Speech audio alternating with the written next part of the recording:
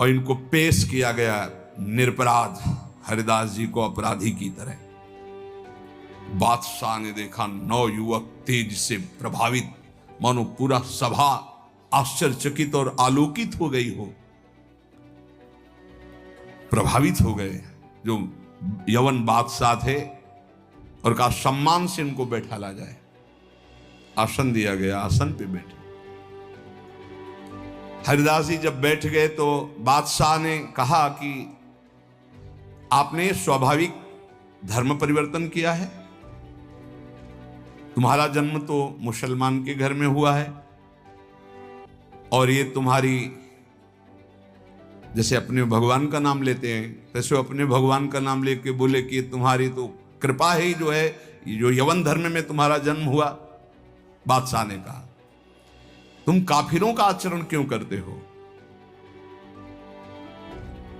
इससे तो तुम्हें नर्क जाना पड़ेगा। मुझे बड़ी दया आ रही तुम्हें देखकर, दंड देना नहीं चाहता, फिर भी तुम तौबा बोलो, प्रायश्चित करो और कलमा पढ़ो, छोड़ो इसे, तो तुम्हारे दंड में हम कुछ कमी कर सकते हैं, नहीं तो भयानक दंड तुम्हें मिलेगा क्योंकि तुम काफिर हो। सुख की प्राप्ति धर्म से चलने से होती, तुम धर्म का त्याग कर चुके हो। हरिदास जी ने कहा श्रीमान महाशय, आपने जो कुछ कहा आप अपने ज्ञान के अनुसार, विश्वास के अनुसार, धर्म के अनुसार ठीक बोल रहे हैं। आपका विश्वास आपको फल देता है, ठीक कह रहे हैं।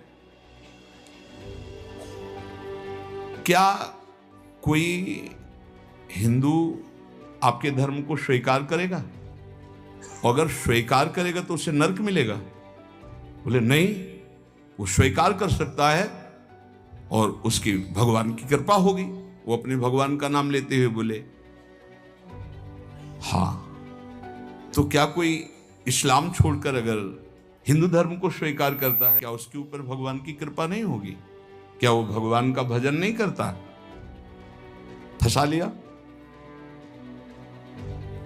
काजी बीच में बोल पड़ा, देखो साहब, इसकी बातों में मत आना। अगर आप इसको छूट दी तो आगे आप समझ लीजिए कि आपके धर्म में चलने वाले कितने लोग ऐसा करने लगेंगे। हरिदास जी ने कहा हमारी निष्ठा भगवान नाम में है। आप चाहे अभी इसी क्षण मेरे प्राण ले लो, मेरा नाम रुकने वाला नहीं। मैं कभी तौबा नहीं बोल सकता क्योंकि मैं कोई अधर्म नहीं कर रहा हूं, किसी को कष्ट नहीं दे रहा हूं। इन निष्ठा देखकर पसीना पसीना हो गया मुलुकपति। तेज गर्व भरी भगवान निष्ठा की बात, इस पे नहीं दैन्यता होती। नहीं, प्राण ले लो अभी अपने हम धर्म पर। मुलुकपति ने कहा तुम्हारी बातें हिंदुओं के लिए ठीक हो सकती, लेकिन हम यवनों के लिए नहीं। तुम हमारे धर्म में पैदा हो इसलिए हमारी बात पर विश्वास करो। हरिदास जी ने कहा महाशय आपका कहना ठीक है, किंतु विश्वास किसी बल से नहीं तोड़ा जा सकता। बादशाह से ऐसे बात वही कर सकता है जिसे भगवान का बल प्राप्त हो। देखो, मैं पूर्व जन्म का कोई ना कोई संस्कार लेकर के आया हूं जिससे भगवान नाम में मेरी प्रीति हुई है और मैं भगवान नाम छोड़ नहीं सकता। मेरा दृढ़ विश्वास है चाहे अभी प्राण ले लिए जाएं। और अगर आप ऐसे ही दंड देने वाले हैं तो कितने लाखों हिंदुओं को मुस्लिम बना लिया, क्या उनको दंड दे रहे हैं आप? यदि ऐसा वो दंड के अपराध भागी नहीं बने कि हिंदू धर्म छोड़कर आपने उनको यवन धर्म में बना लिया, तो मैं यवन धर्म छोड़कर अगर नाम जप करता हूं तो मैं अपराधी कैसे हो सकता हूं?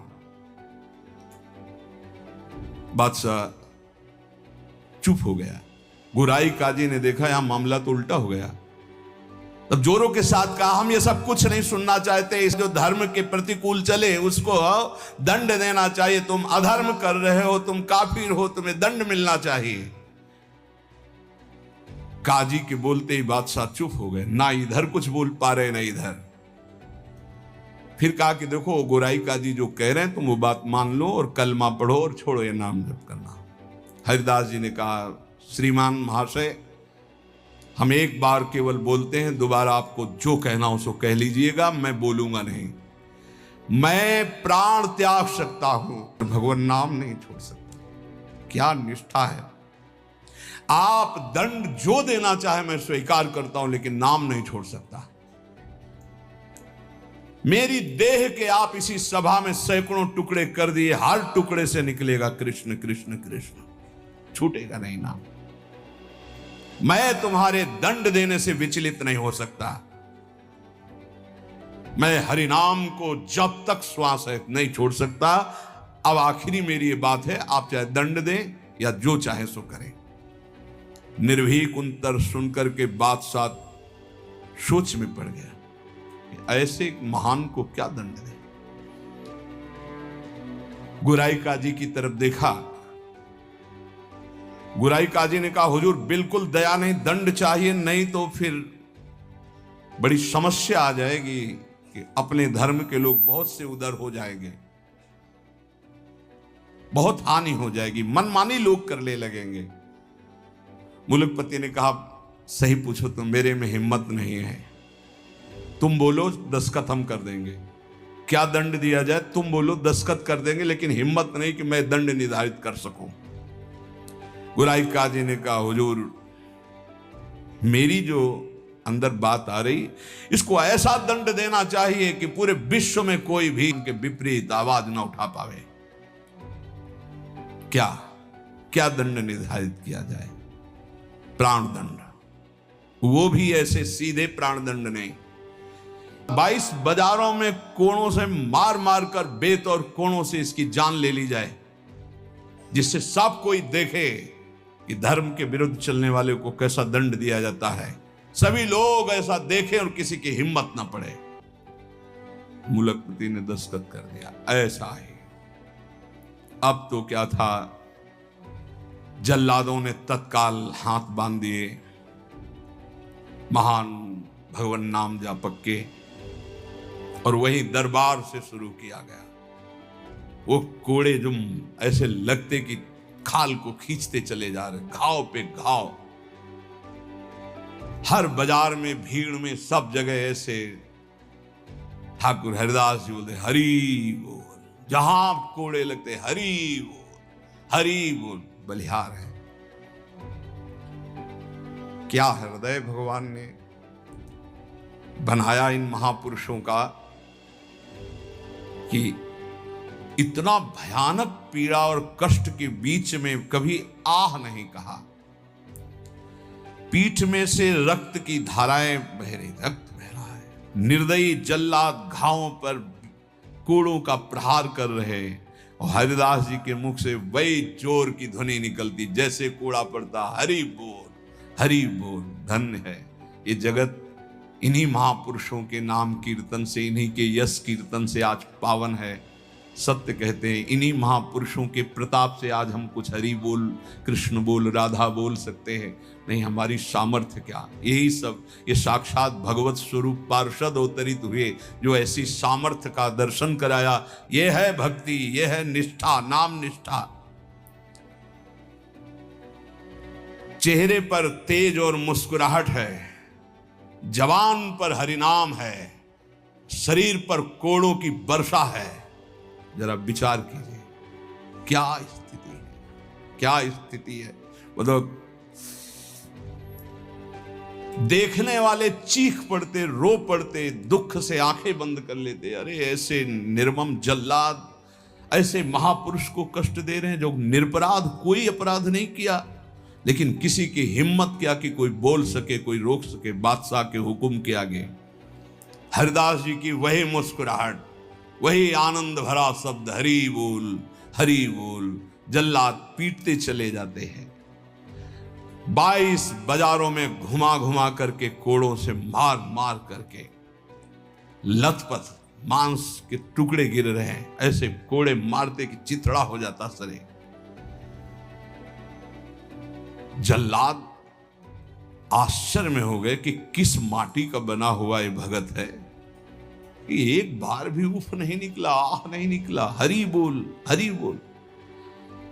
और जहां वो मारते कोड़े और कहते अब भी कहता है हरि बोल, तो मुस्कुरा के देखते बोले तेरा भी कल्याण हो गया, क्योंकि वो भी यवन जल्लाद थे, वो गुस्सा में बोलते। अब भी कहता है हरि बोल, तो कहते हैं तेरा भी कल्याण हो गया, क्योंकि तू भी 2 बार तो हरि हरि बोला, तेरा भी कल्याण हो गया। ऐसे कोड़े चल रहे थे कि 5 कोड़ों में ही मृत्यु हो जाए आदमी की। पीठ पर असंख्यों बराबर उच्चारण हो रहा है, कोई मुखारविंद में वेदना नहीं, कोई दर्द की वेदना नहीं। हरिदास जी बीच बीच में भगवान से प्रार्थना करते जा रहे हैं, प्रभु किसी का दोष नहीं, नाथ किसी को दंड मत देना, न इन जल्लादों को, न काजी को, न बादशाह को। प्रभु मेरी प्रार्थना है, किसी को दंड मत देना। प्रभु से बात कर रहे हैं। जो दंड दे रहे हैं उनके लिए वो उसी समय भगवान से प्रार्थना कर रहे हैं कि इनको किसी को कष्ट, क्योंकि पता है प्रभु ये सब भूले हुए लोग हैं, इनके अपराध को आप कभी मानना ही नहीं कि अपराध किया है। कैसे कृपालु भक्त है, जिनके ऊपर प्रहार हो रहा है वो प्रभु से प्रार्थना कर रहे हैं, प्रहार करने वालों को कष्ट मत देना प्रभु, ये बेचारे हैं, ये भूले हुए हैं। महात्मा हरिदास जी आखिरी में हरि बोल कहकर मूर्छित हो गए। उन जल्लादों ने देखा कि नस नाड़ी में कोई धड़कन नहीं, अब ये पधार गए। गोराई काजी ने देखा कि हां ये पधार गए। सहमति हुई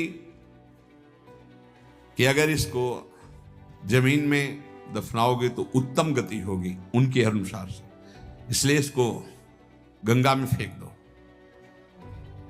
गोराई काजी ने कहा अगर कब्र में हमारे धर्म के अनुसार तो फिर इसे बहिष्ठ स्वर्ग की प्राप्ति होगी, वो मैं होने नहीं दूंगा, इसलिए इसको गंगा में फेंक दो।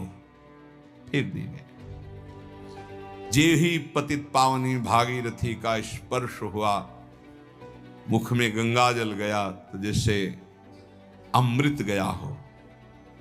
और तो गंगा के प्रवाह में गंगा जी गोद में लेके जा रही, डुबो नहीं रही। अब उनको चेतना आई, कृष्ण कृष्ण कृष्ण कृष्ण। गंगा जी धीरे धीरे उनको अपनी लहरों से, गंगा जल के स्पर्श से सारी जो वेदनाएं थी, घाव थे, उनमें बड़ी शीतलता।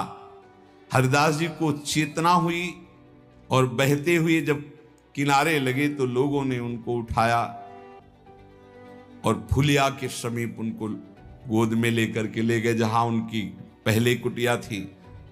चारों ओर ये बात तो फैल ही गई थी। हरिदास जी के दर्शन के लिए भारी भीड़ इकट्ठा हुई। हरिदास जी बैठ करके कीर्तन कर रहे। क्या मतलब, क्या देह है, क्या स्थिति है। इसलिए जैसे भगवान अनंत, उनके भक्त की महिमा अनंत। गंगा जल के स्पर्श से सारे घाव खत्म हो गए, किसी औषधि की जरूरत नहीं पड़ी। चमत्कार।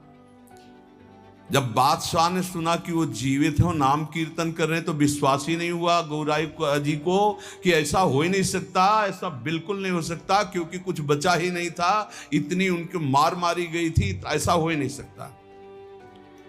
बादशाह, गोराई काजी सब देखने के लिए आए।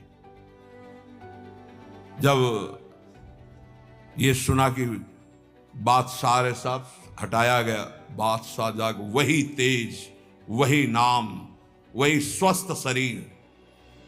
तब उन्होंने गोराई काजी की तरफ देखा और कहा भारी अपराध बन गया, ये कोई साधारण नहीं हो सकते, ऐसा दंड पाने के बाद तो कोई जीवित ही नहीं रह सकता।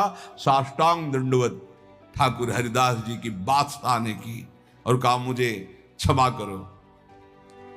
वैसे मैं दंड देना नहीं चाहता था, लेकिन ये गोराई काजी ने, उन्होंने कहा श्रीमान अब भी आपसे प्रार्थना करता हूं, आपका इसमें कोई दोष नहीं है, ये कोई हमारा पूर्व का हिसाब था जो पूरा हो गया, आप प्रसन्न रहिए।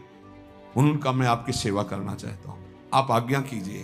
ठाकुर हरिदास से कहा बादशाह ने, उनका बस एक सेवा कर दीजिए, अब कभी आना मत और हमारे नाम कीर्तन में कभी विघ्न मत डालना।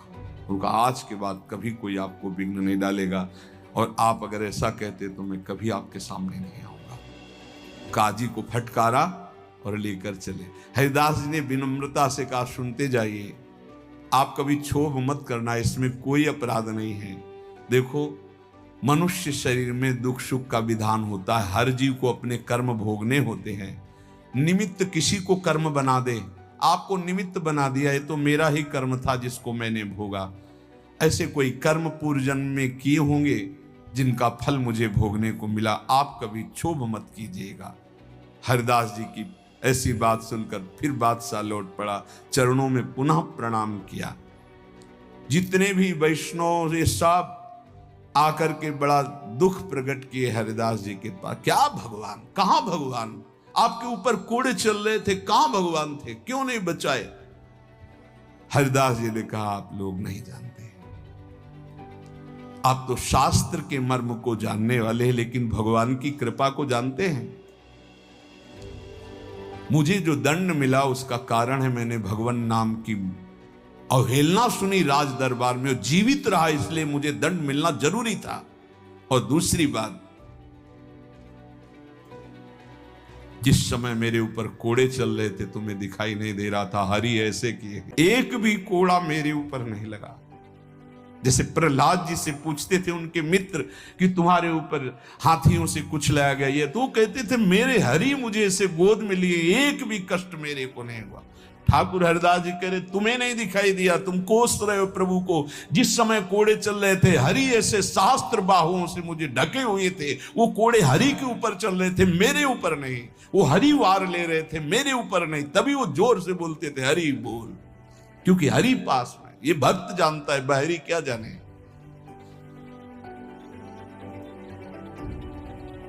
मुझे तो तनिक भी दुख नहीं हुआ, ना क्लेश हुआ।